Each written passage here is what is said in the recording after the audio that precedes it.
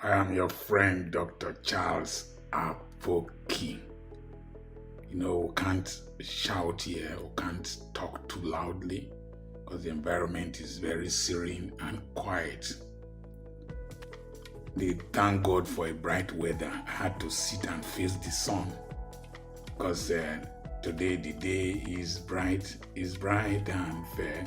Oh, happy day, the day of joy. You remember that song? When you see sunlight like this in these countries, you treasure it. At least the place is warm.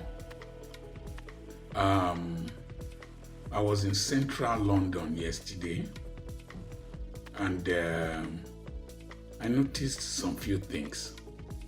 Number one, there were a lot of tourists from different countries.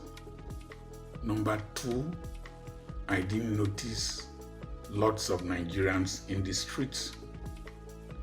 And when I inquired, I was told that they were at work. And the truth of the matter is that Nigerians didn't come here to play. And lots of Africans that came here, they didn't come here to play. I was discussing with one of my young men that I taught in the Sunday school at Aba. He was telling me that excepting you are a high-class professional, you don't go to church to share testimony that you had a visa to the UK. For some, it's something else. But the reality of the matter is that this place requires hard work, strategic thinking, delayed gratification. You need to follow the rules. There is no shortcut to greatness here. In fact, these guys work. And from the way I see the system, unless you are able to develop some level of entrepreneurship, like the person I bought some items from, she was from Albania. And I also found that along Edgware Road in London, the Arabs have established a lot of food companies, halal companies, food restaurants, chains, small shopping companies where you can buy things. Thank God we bought egusi soup and pounded yam from a Yoruba shop, a Nigerian restaurant run by a Yoruba lady who grew up in Ibadan. The truth of the matter is that you feel safe here, things work here, things are orderly, but they are expensive. If you want to enjoy your life here, don't convert to Naira.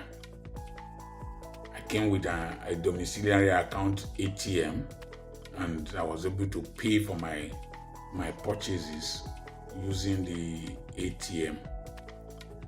If not, if you start converting to Naira, boy, your brain will explode. The next thing is that if you are not careful, you will enter a vicious cycle. You work, you pay taxes, you pay bills, and then what else? You maintain yourself. Food, nearly everything costs a lot. And if you're not careful, you want to upgrade from maybe the small apartment you are in, you want to upgrade to a higher apartment, you take another loan, you just be paying loans. So you must think about a way of breaking this vicious cycle. I was in let me do something. I was in the underground train.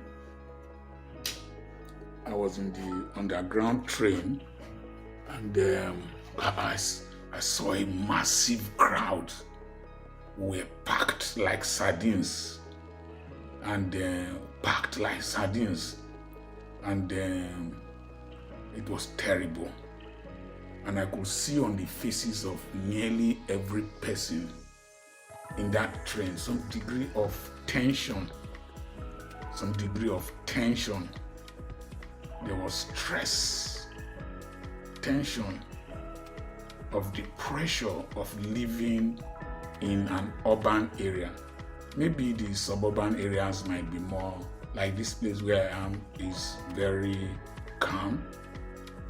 I could see some degree of tension and pressure, and maybe anxiety for the future. I didn't see really joyous people, and I was a little bit disappointed in the entrance to the underground station from the River Thames end.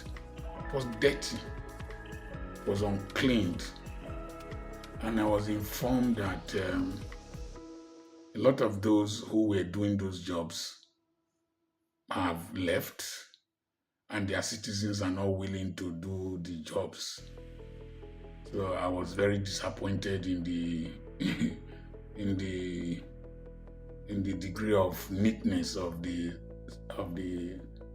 entrance to the train station. But everything was computerized. Money, you scan you pay, put your ticket inside, the gate opens. There is no Baba Ejo in London. Baba Ejo, one Oseme Biko or Namuku Biko Mere Mebere, there is none. The thing has no human face. It is just a system that is designed to work without looking at any person's face. And the odor in that train, the congested train, was very bad. People were smelling. And I was told that some of them take their baths twice a week or once a week. And you can't blame them really. The temperature is so cold, and some of them might not have heating facilities. But the smell was terrible. The compression was terrible. You see, if we have a functional country, we have security, we have good education like the one we received for our children, we have good health facilities, and we have good roads, water, basic amenities. For some of us who won't come here, and for many of them here, they will have preferred to stay in Nigeria. But the next thing I want to say, only God will punish our leaders. God will use Amadioha to strike our leaders. God will throw them in the deepest part of hell. Our leaders who came to school here, our leaders who saw how things work here, our leaders who steal our money to come and buy apartments here. I went through an area, they said several of our former governors and former politicians bought apartments in those buildings. Those of them who stole money to come here to put money in this economy and destroyed our economy like houseflies and maggots who defecate where they eat, God will punish them. Any person that has seen how things work here and they cannot go back and build a good nation, God will punish them. All those who see how peaceful this nation is and brought Fulani headsmen, invited them into our nation to start killing our people. I've stopped.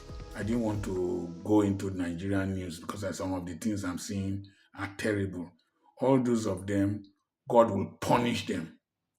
All those who rig and put very incompetent people into offices, God will punish them. All those Supreme Court judges that pervert justice, God will punish all of you, punish all of you. You bring your children here and you destroy Nigeria, God will punish you. It's a very sickening thing to see that we have an organized society that people come to go to Dubai, go to US, go to Canada, and then you destroy our country. God will punish you. The money you stole, God will punish it in your system. At the vex, so anyway, I'm Dr. Charles Apoki. Whether you like me or not, you don't like me, now you sabi. You hate me, God bust you. Mumu.